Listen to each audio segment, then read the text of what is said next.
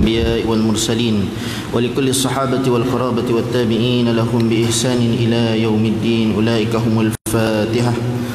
أعوذ بالله من الشيطان الرجيم. بسم الله الرحمن الرحيم.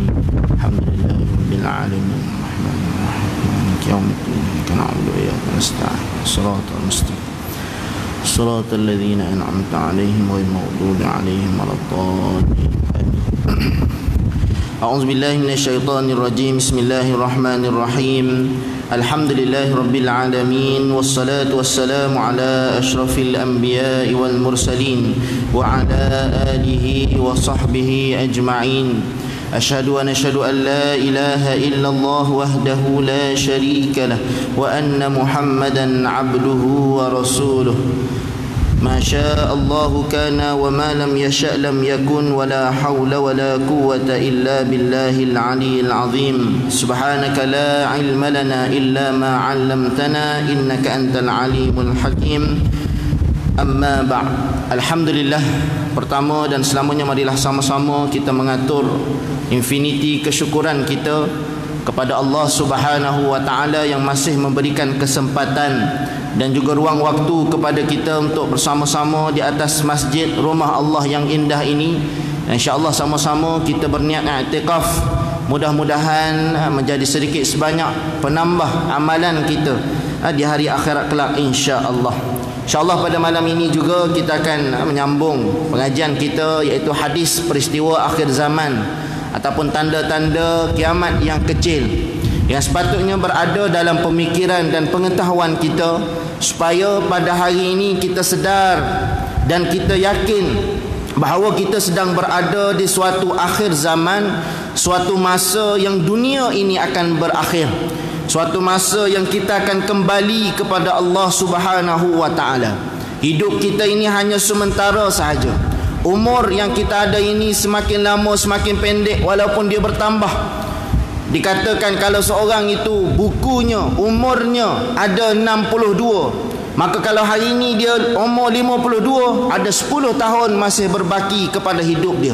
Begitulah kehidupan yang diaturkan oleh Allah Subhanahu wa taala.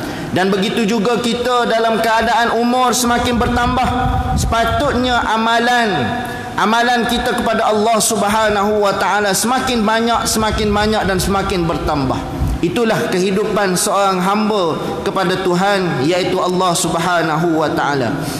Dan yang keduanya, marilah sama-sama kita memperbanyakkan salam serta selawat ke atas junjungan besar Nabi Muhammad sallallahu alaihi wasallam. Tanda kasih kita kepada Allah iaitu memperbanyakkan selawat kepada kekasihnya. Siapa kekasihnya? Iaitu Nabi Muhammad sallallahu alaihi wasallam. Bukan sekadar kita banyakkan selawat, kita banyakkan juga ikut sunnah Rasulullah sallallahu alaihi wasallam. Kita banyak amalkan apa yang diajarkan oleh Nabi sallallahu alaihi wasallam insya-Allah. Dan pada malam ni insya-Allah kita menyambung hadis yang ke-9. Hadis iaitu yang bertajuk Islam kembali asing. Suatu hadis yang menunjukkan apa yang diungkapkan oleh Rasulullah sallallahu alaihi wasallam bukan semata-mata logik akal ataupun pemikiran Rasulullah sendiri. Wa ma yantiqu anil hawa in huwa illa wahyun yuha. Apa yang dituturkan oleh Nabi sallallahu alaihi wasallam ialah wahyu daripada Allah Subhanahu wa taala yang telah diwahyukan oleh Allah Subhanahu wa taala. Mana kata seluruh apa yang disebut oleh Nabi itu merupakan suatu peringatan dan suatu panduan kepada kehidupan kita pada hari ini. Sebab itu tuan-tuan, bila mana kita membaca hadis Nabi, kita duduk dan kita dengar betul-betul. Ianya seolah-olah kata-kata Nabi SAW walaupun disebut oleh saya, tapi seolah-olah Nabi yang bercakap di hadapan kita. Seolah-olah kita mendengar kalam ataupun pesanan daripada Nabi kita sendiri. Dan bila mana di hari akhirat kelak, tidak lain dan tidak bukan, kita mencari Nabi kita. Diriwayatkan dalam satu hadis bagaimana Rasulullah SAW dalam peristiwa Isra wal Mi'raj ditunjukkan kepada Rasulullah di padang mahsyar esok akan berkumpul umat manusia mengikut Nabi masing-masing. Ada Nabi yang 3 orang Nabi, 1 orang pengikut. Itu ada dalam surah Yasin ataupun disebut sebagai Ashabul Qaryah ataupun Ashabu Yasin. 3 orang Nabi, seorang je pengikut. Ada yang seorang Nabi hanya 4-5 orang yang duduk berkumpul dengan Nabi, umatnya 4-5 orang sahaja. Ada Nabi yang ramai, ratus orang, ada yang lagi ramai. Dan Nabi melihat ada satu kaum, ada satu umat duduk dengan Nabi Musa, iaitu Bani Musa, iaitu Bani Israel. Ramai umat dia. Lalu Rasulullah risau, takut-takut umat dia dalam keadaan lagi sikit daripada Nabi Musa alaihissalam. Pendekkan cerita, akhir sekali minta dengan Allah. Allah kurniakan kepada Rasulullah sallallahu alaihi wasallam berganda-ganda daripada Nabi Musa. Umat Islam, umat Nabi Muhammad ini akan berkumpul dengan Nabi Muhammad untuk masuk syurga tanpa hisab dan sebagainya. Paling ramai sekali berbanding dengan umat-umat Nabi-Nabi yang lain. Itulah keberuntungan kita berada di dalam umat akhir zaman, iaitu umat Nabi Muhammad sallallahu alaihi wasallam. Hadis pada malam ini an Abi Hurairah radhiyallahu anhu qala Rasulullah sallallahu alaihi wasallam bada'al islamu ghariban wa sayaudu kama bada'a ghariban fatuba lil ghuraba. Hadis ni suatu hadis yang Rasulullah pesan daripada zaman Rasulullah hidup untuk pesanan kita umat akhir zaman. Rasulullah sebut kepada kita daripada Abu Hurairah radhiyallahu anhu berkata, telah bersabda Rasulullah sallallahu alaihi wasallam, Islam mulai berkembang dalam keadaan asing dan ia akan kembali asing pula. Maka beruntunglah orang-orang yang asing. Kita sekarang ni berada di akhir zaman. Ulama berpesan kepada kita, bila mana kita berada di zaman kini, zaman sekarang yang kita sedang berada ini, kita tengok 4 perkara. Kalau 4 perkara ni dah berlaku ataupun sedang berlaku, nescaya kita menghampiri akhir zaman yang betul-betul akhir. Apa dia? Yang pertama, di mana umat manusia pada ketika itu tidak pedulikan lagi halal dan haram. Kita tengok dunia pada hari ini, kadang dalam bab rasuah bukan 100,000, bukan 200,000, kadang berjuta-juta. Kalau tengok dalam bab kekuasaan, bab politik, kadang-kadang dia tak tengok dah halal ataupun haram. Kita tengok pun hari ini dalam bab perbankan Islam, dalam bab perbankan ataupun keuangan kita, kadang-kadang kita tak boleh lari daripada riba. Kadang-kadang kita sendiri tiba-tiba saja terjebak dalam riba dan sebagainya.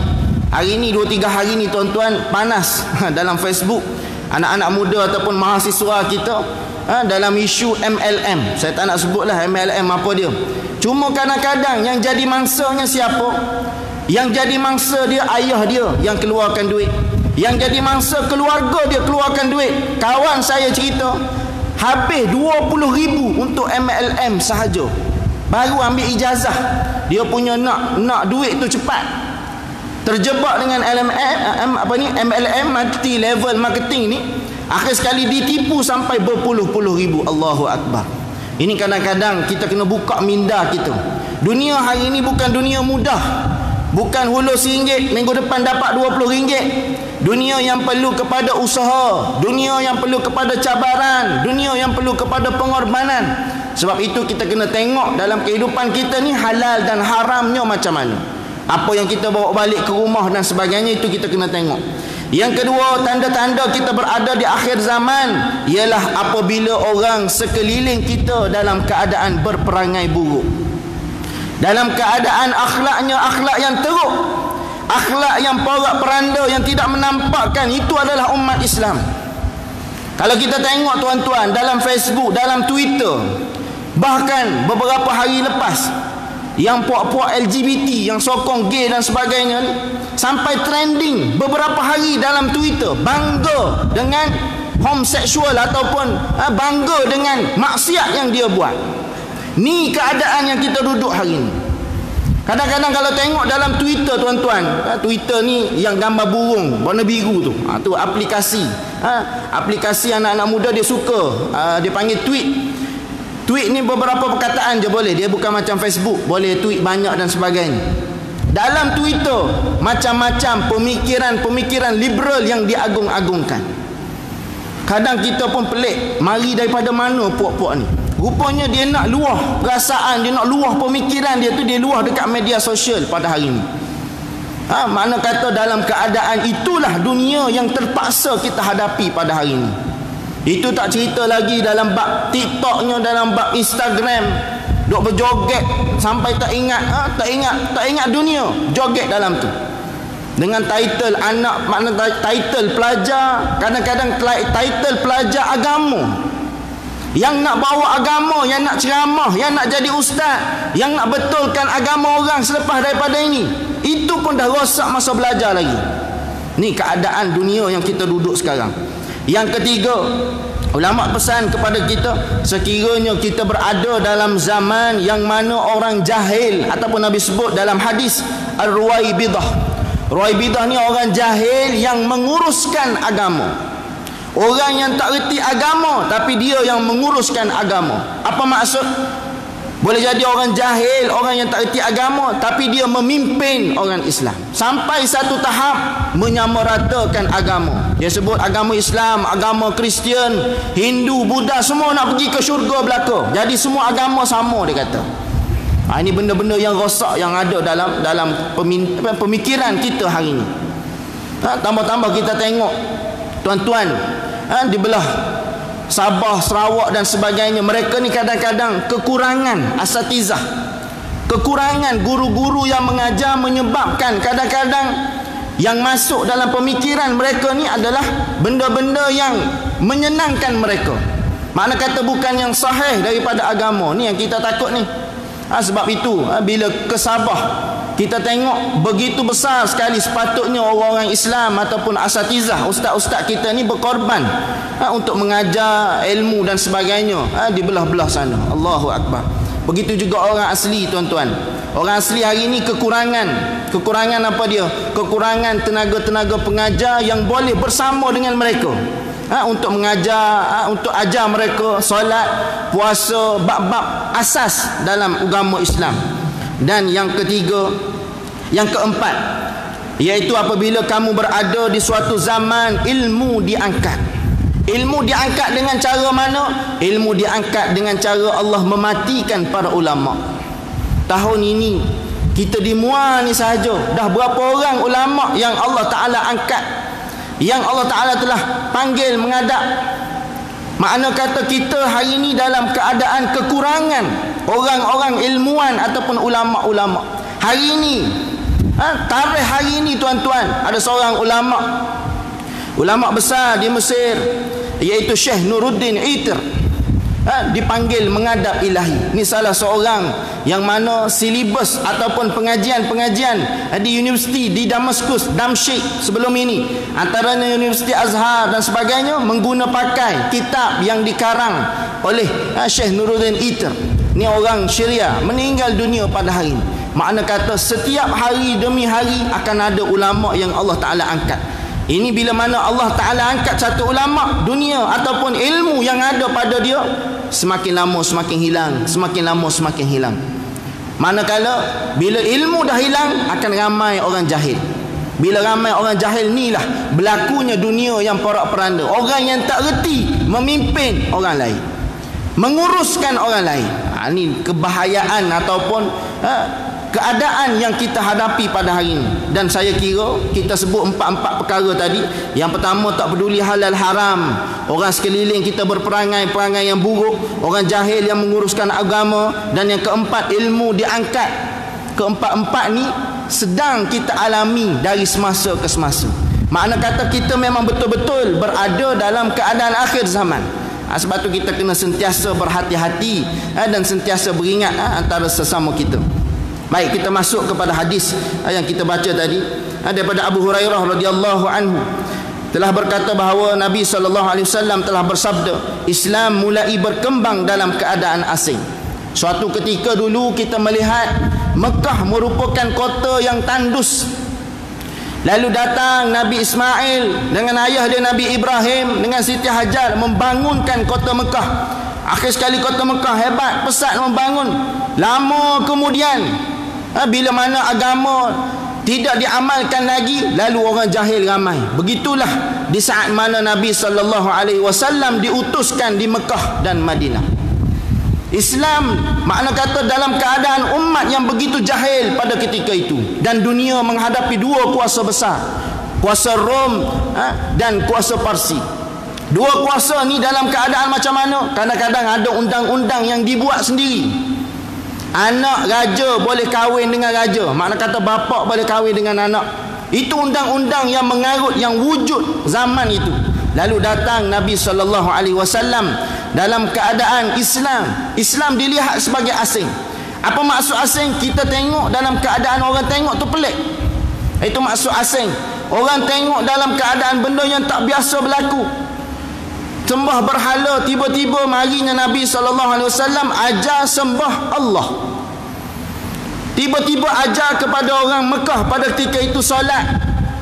Tiba-tiba ajar kepada orang Mekah berbuat baik, mengangkat martabat wanita dan sebagainya. Makna kata dalam keadaan begitu, benda yang tak pernah berlaku, datangnya Nabi ke kota Mekah, datangkan satu akhlak ataupun satu keadaan-keadaan yang baru. Inilah maksud ataupun mana kata Nabi sebut tadi, bada'al islamu ghariban. Islam bermula dengan keadaan gharib, dan Islam pesat membangun selepas daripada itu.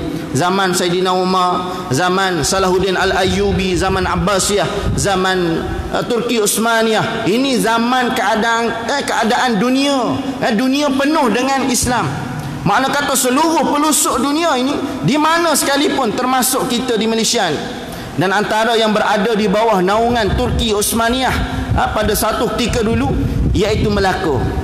Kerajaan Melaka kita, kerajaan Aceh, sahabat kita, saudara kita, dan sekeliling umat Nusantara ini berada di bawah naungan siapa? Berada di bawah naungan Turki Utsmaniyah pada suatu ketika dulu. Mana kata Islam dalam keadaan berkembang dengan pesat.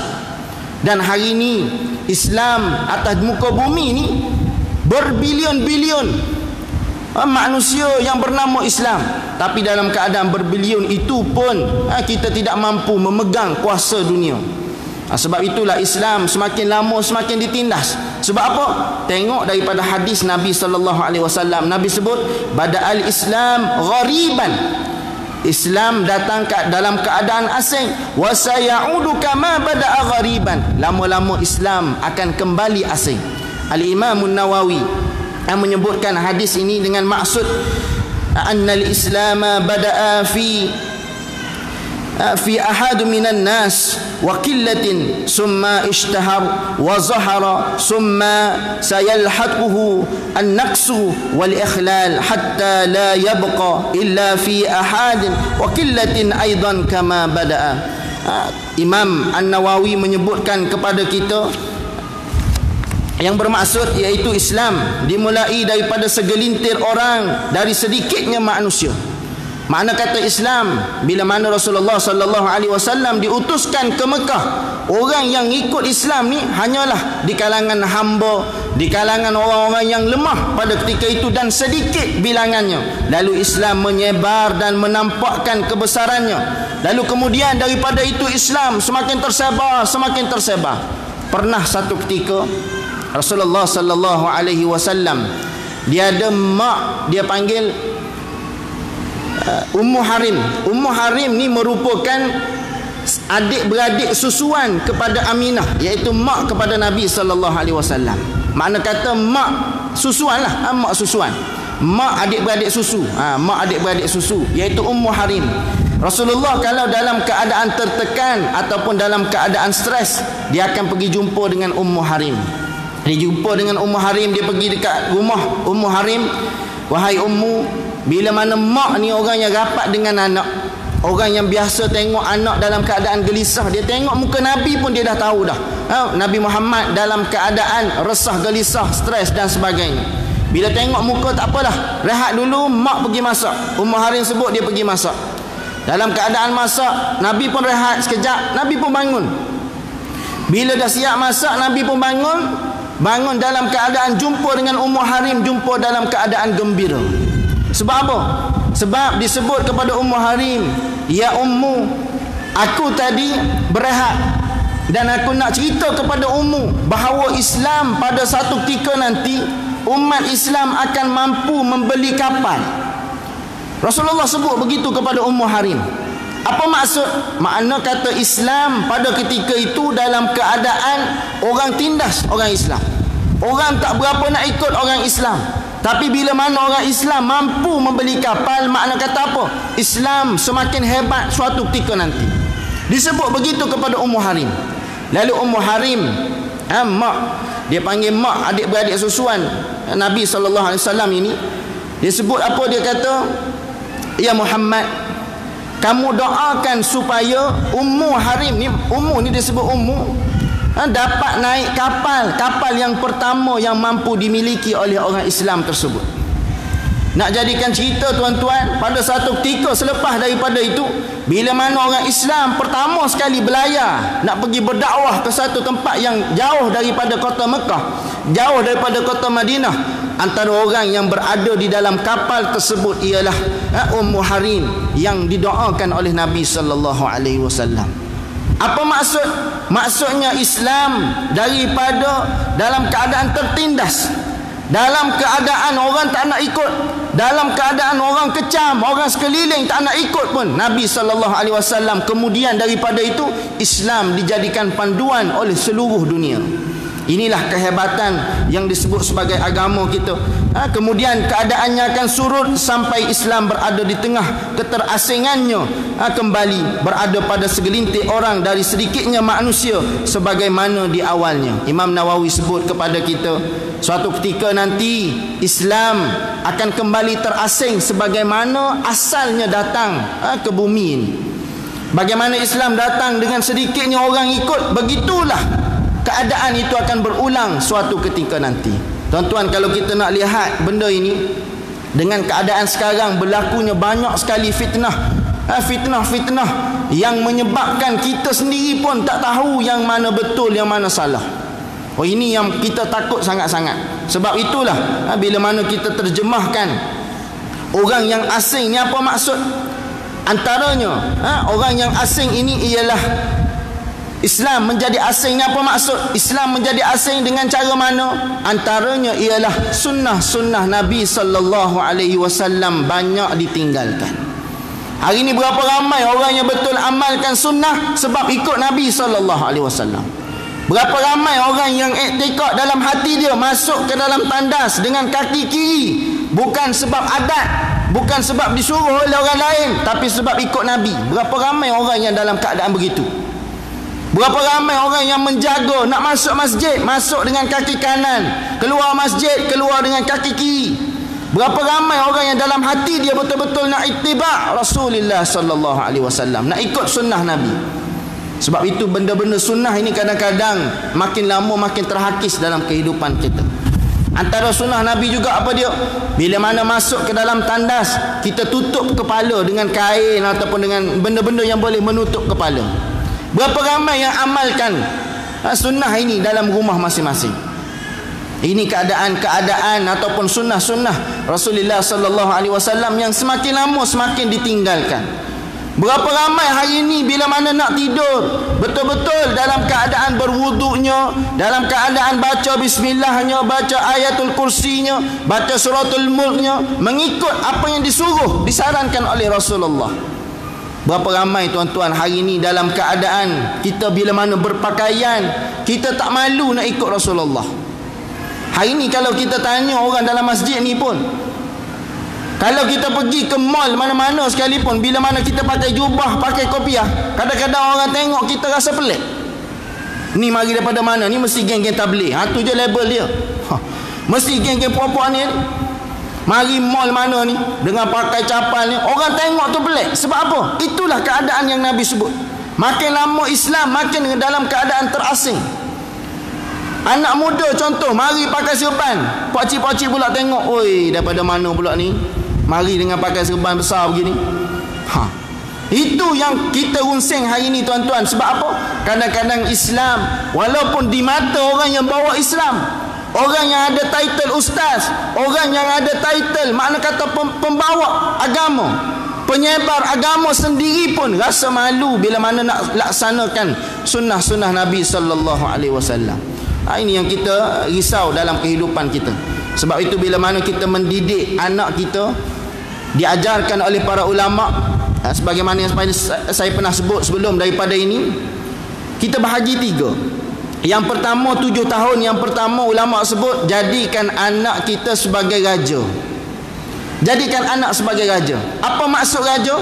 Makna kata apa yang anak kita nak, apa yang anak kita perlu buat, kita yang buat. Contoh, anak kita masih baby 2 bulan 3 bulan, malam-malam jerit menangis nak susu. Adakah budak tu sendiri bangun pergi buat susu? Tak. Kita yang kena buat susu. Sebab apa? Tu dia istilahkan sebagai, kita anggap dia sebagai raja. Umur 6 tahun, umur 5 tahun, kita solat, tengah sujud dia naik atas kepala. Boleh kalau kita tampar dia sebab dia naik atas kepala kita? Tak boleh. Sebab ulama kata jadikan dia sebagai raja. Bila masuk 7 tahun yang kedua, umur 7 tahun sampai 14, macam mana kita nak buat? Kita jadikan dia sebagai hamba. Oi, kasar ustaz hamba. Hamba yang macam mana? Bila mana tak solat kita pun marah. Pukul sakit, bukan pukul untuk mencederakan. Tu ada beza. Kalau kita pukul nak mencederakan lain, kita memang terajang betul-betul. Ni nak pukul sakit, makna kata pukul nak bagi pengajaran, solatnya apa semua sekali, baca Quran dan sebagainya. Dalam keadaan begitu, sebagai hamba ulama sebut. Apa dia? Kita yang suruh dia kena buat, ikut kita. Dan umur 7 tahun yang ketiga, umur 14 sampai 21, 15 sampai 21, jadikan anak kita sebagai kawan. Barulah dia mudah nak ikut sunnah yang kita ajar. Contoh, masuk dalam tandas guna kaki kiri. Ni siapa ajar? Rasulullah ajar. Dia pun dalam kepala dia, oh ni sunnah Rasulullah, aku kena ikut. Makan baca bismillah. Sebab apa baca bismillah? Bukan sebab cikgu suruh, tidak. Cikgu pun kena sebut, ajar di sekolah. Ajar makan baca bismillah sebab apa? Sebab Rasulullah suruh. Baru dalam kepala dia, oh ini sunnah Rasulullah. Itu cara kita. Ini dak kadang-kadang nak masuk tandas. Kat rumah tu lantak dia dah, buka baju terus masuk, tak tahu kaki mana kiri kanan. Kadang melompat dia masuk tandas. Tak ikut dah apa yang sunnah Nabi ajar. Doa tak tahu ke mana dah. Ni benda-benda yang sepatutnya sentiasa dalam kehidupan kita, supaya Islam kita ni masuk dalam fatuba lil ghuraba. Kita orang yang asing, yang masih lagi bawa yang diajarkan oleh Islam. Yang kedua, antara yang disebut sebagai Islam menjadi asing pada hari ini, yang disebutkan oleh hadis Nabi SAW, iaitu banyaknya muncul ritual-ritual agama yang tidak betul. Ni yang kita risau tuan-tuan. Ritual-ritual agama ataupun upacara-upacara agama yang tidak berasal daripada agama Islam yang betul. Contoh, pernah berlaku di satu kampung tuan-tuan, saya tak nak sebut di mana. Bila mana ada kematian, adatnya orang kampung tersebut akan baca 30 juzuk Al-Quran pada hari yang sama dikebumikan jenazah tersebut. Dipanggil orang-orang pondok, orang-orang tahfiz dan sebagainya, duduk di atas kubur baca Al-Quran. Lalu di satu